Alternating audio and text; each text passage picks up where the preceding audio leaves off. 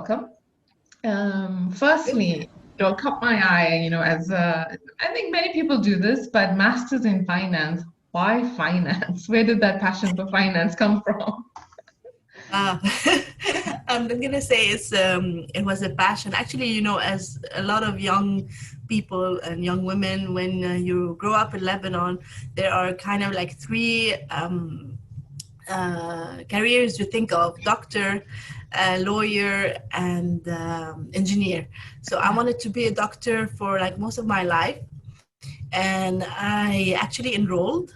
I got accepted in several university, but decided to enroll in the Lebanese university, and I started going there. I finished the year, but then I realized that it's not what I want to. So at the end of, when you have in your mind something that you always wanted to do, and at the end of it, you're like, okay, I'm not sure what I want to do. So I registered. I went to the economics university, and then architecture, got accepted, but started economics more before architecture started. And I started seeing that I really like it, and I was more in my element again. I was like getting interested with the subjects, getting good grades, so it built my confidence. So I had to make a decision whether I go to architecture, start again, or I stay in economics. I decided to stay in economics, especially that the banking system at the time was a thriving sector in Lebanon. Like I know that I would have had a job when I graduate. So this is how it started. And Oh, mhm. yeah, and then I decided to continue. Well, with the encouragements of my family, and especially my brother, could go to France and continue in finance. Oh, great. And you've been in the finance industry, financial industry now for I think over 16 years, if I'm not correct. And throughout your journey, whether it's in France, Beirut, Dubai, etc., across your various roles as you were growing, um, where does where did you get your inspiration from? Who was your role model, or who is your role model, or has it changed as you went along your path? I think, as you go along, you meet new people that inspire you, but like there is one person that has always been, and I believe has been the trigger to where I am today, and like that I owe everything that I am today is my big brother. The sacrifice he did when we were growing up, and like the encouragements, and he did it not just only for me. Like you could see, I wanted to kind of help in a way, like get good grades so that all his efforts don't go down the drain. My mother took over, like started her studies again so that she can teach, and you see it all around him. Like yeah, I think as a one role model that will always be someone that I will look up for is definitely my big brother. Oh, that's really good in terms of getting inspiration from your family. Um, Talk us through your current role and leading through challenging times. So, how did you navigate through the recent pandemic? How did you help your team navigate through the recent pandemic? And what were the top things that you focused on during that time? Um, I have to say, like, it was a positive experience from a team perspective. Like, it's a bit surprising to say, but we went into a lot of changes as a team for the Middle East and Africa. And when we moved into the pandemic, a lot of people were new, and we had to like create this bond. And I felt like we started by doing check-ins, regular check-ins, and I felt that it actually brought us all together. Like even people who weren't directly part of the business operations were joining those check-ins. So this definitely, it gives you strength to continue, and you feel like, okay, I'm doing those check-ins. Sometimes I would miss one, and you could see people were disappointed. So you feel, oh, really, this is helping. So that was one. And then we started brainstorming as a team on things to do to kind of like make sure that people have connections with each other, especially that some people are young, living alone, don't have family here. Lockdown here was quite hard, even though it wasn't like too long. So we started like looking in the talent of the team, and we have someone who does meditations. She was doing like meditation for us. Someone who does yoga, she was doing yoga for us. Okay. One person that does like guitar was doing was also, you know, like doing some songs. We were singing along, and what it was nice is that those people were also able to do it on a global level, because when FactSet saw what we were doing, they were like, why not ask Yeah. people to kind of do the same session globally. So that was like from an element of person. I think then it was important to try and find new ways to engage with our clients, because they were worried, we were worried. We are a high touch, like kind of support service. So how do you maintain this whilst being remote, not having direct contact like with on the phone numbers? So all of this was quite challenging, but I think like we managed to navigate through it. Oh, that's great. And in with all of this, how do you balance, so not just the pandemic, but prior to that, because I know you travel a lot as well in terms of your schedule. How do you balance work, home, family, time for yourself? How do you get that balance? Yeah, I think it's mostly like having a partner that supports you. Like I don't feel like in his role as a father, he's fully enthusiastic in doing it.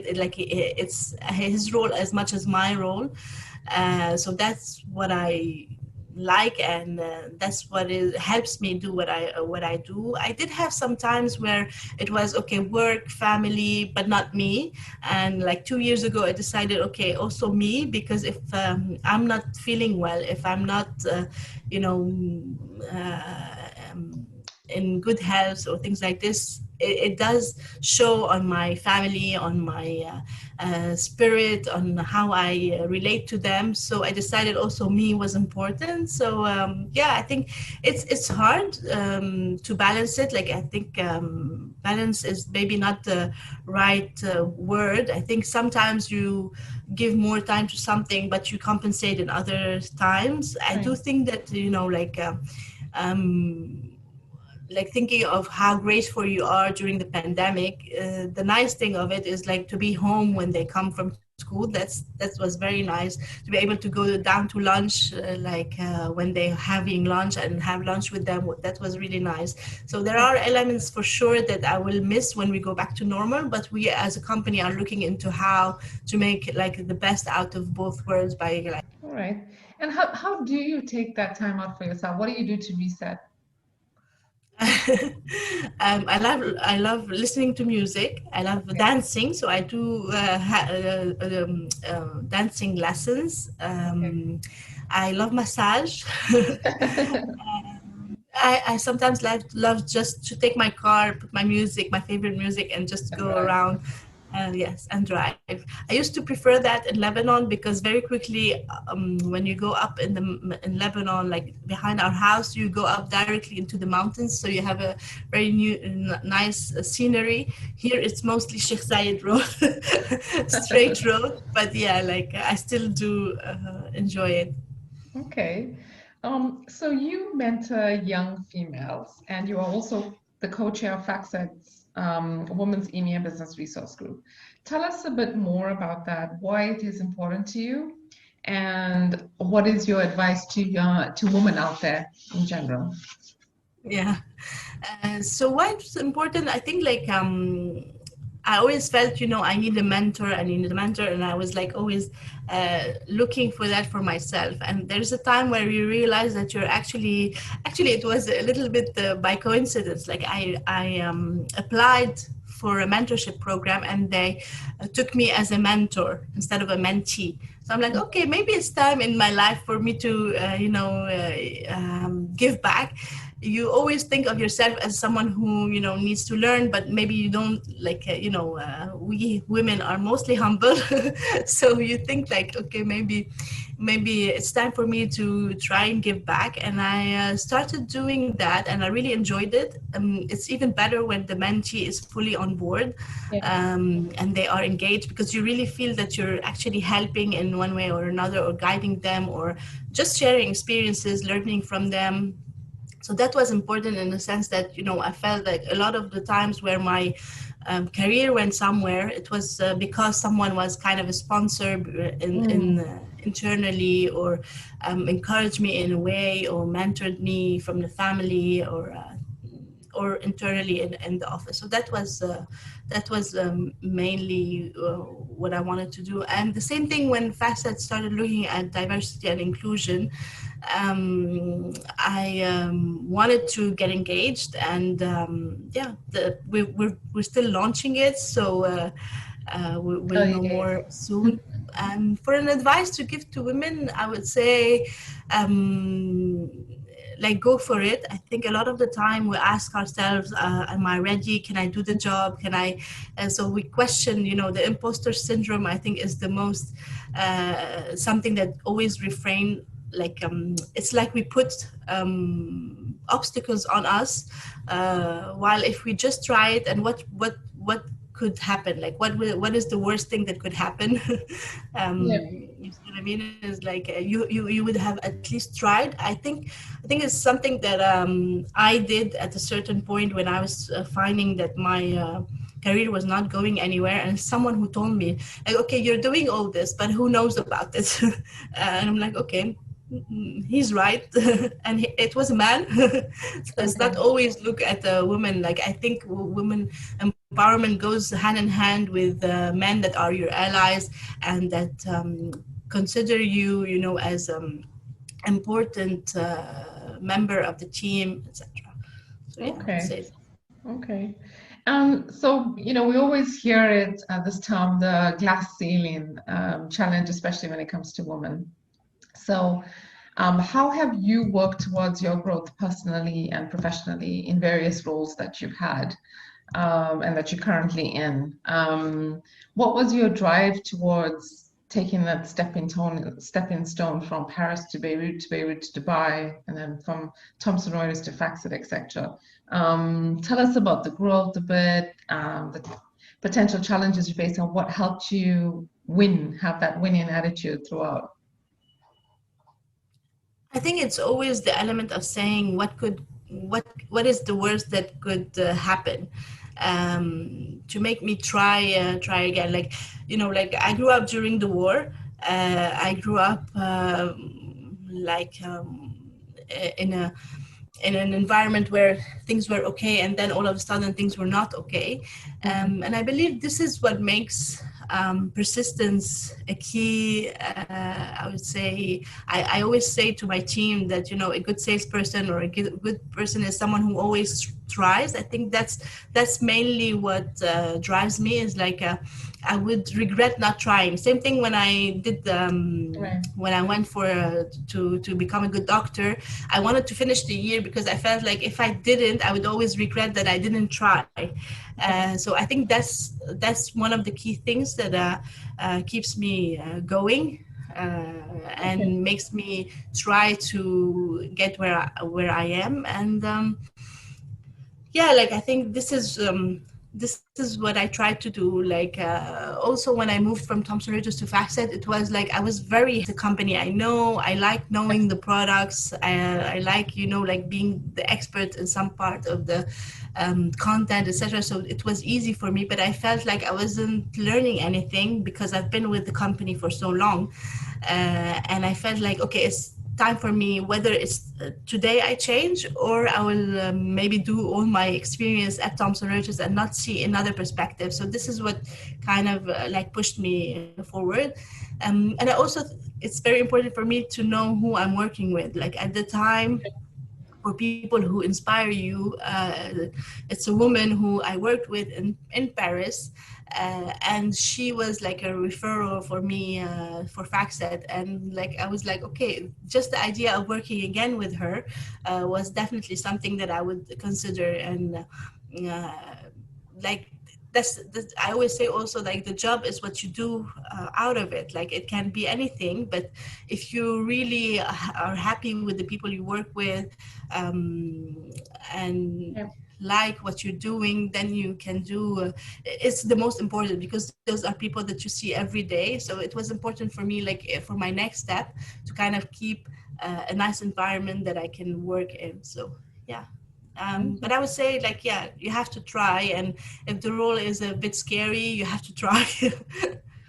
Yeah. And then I guess I have a question because everyone's talking about it right now in terms of mental health, mental well-being during the pandemic, but just in general, I think everyone's eyes kind of opened up that it's time to look after ourselves. I think you mentioned it yourself a few years back. You realized you were focusing on everything else but yourself. What would be your advice to everybody who probably hasn't thought about it yet, or hasn't prioritized, or has, but they don't know they don't know what to do? What would be your advice in terms of mental well-being and what to do? Um, Mhm. Yeah, I think, like we spoke about it before. I think it's still taboo, especially in our part of the region. I would say, like first thing is kind of like, if you really feel you have to talk about it, find someone professional, or anyone you confide in to talk about it. But I would say, like, most importantly, and I think, and this is something that my husband made me realize about us as a generation who lived in Lebanon at the time. In 2006, he lived. He was. We were on vacation in Lebanon, and we got stuck there with bombings and things like this. And when he went back to France, it was like he had a very different view on everything. He was like, people should be grateful more. You see what I mean? So I think that I keep this in mind, is like every time I feel a little bit down, I just think about my blessings. Like we all have a lot of things we should be grateful for, and it's crazy how, like, in a matter of minutes, it can raise your spirits up, just thinking of all the good things that you have around in your life, instead of like just focusing on the hardships. So yeah, I think that's it. But also, like, don't hesitate to speak about it, especially like I saw it a lot during this pandemic. A lot of people had to kind of like exteriorize what they were feeling, and it Yeah. wasn't an easy way to navigate through. Okay. Okay. And then lastly, for all these the young generation that's out there that's getting into a workplace, that's after that CEO role or driving towards it, what would be your one piece of advice to all of them? In terms of going into the corporate industry right now or starting your own company, um, would you, you know, in terms of even leadership or etc. Because I see a theme here in everything we're discussing. It's a lot about the people that's around us, or it's about the connection that we create with people. It's your brother who inspired you. It's a lady at FactSet in your initial journey that brought you to your new journey. There's a lot of these connections that are out there. So, I was just reflecting the last 2 days that so many of the students in the last, let's say, two years, they've lost out on graduating. They've lost out on celebrating the achievement of A levels, etc. Or going to university. That fun aspect of like, oh, I'm off to university, or looking for a job is far more challenging now, etc. So it was challenging before, but it's now different. And maybe not the joy out of it, that little fun aspect out of it is not how it used to be. So what would be your advice to all of everyone that out there?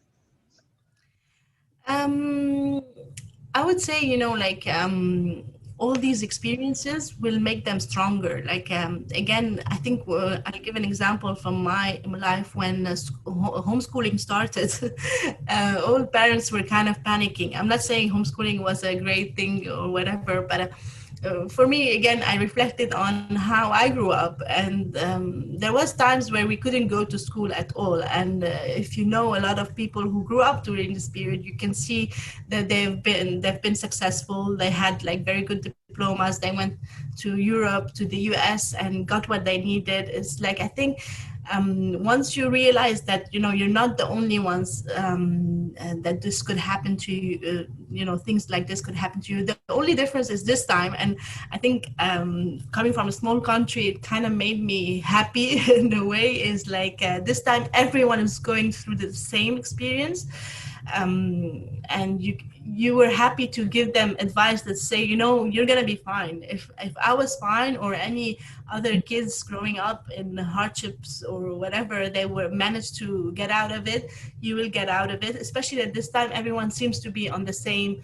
kind of level, at least. So I would say just like take the experience as a way to learn something, as a way to make you more resilient, because this is transferable skills that can take you anywhere.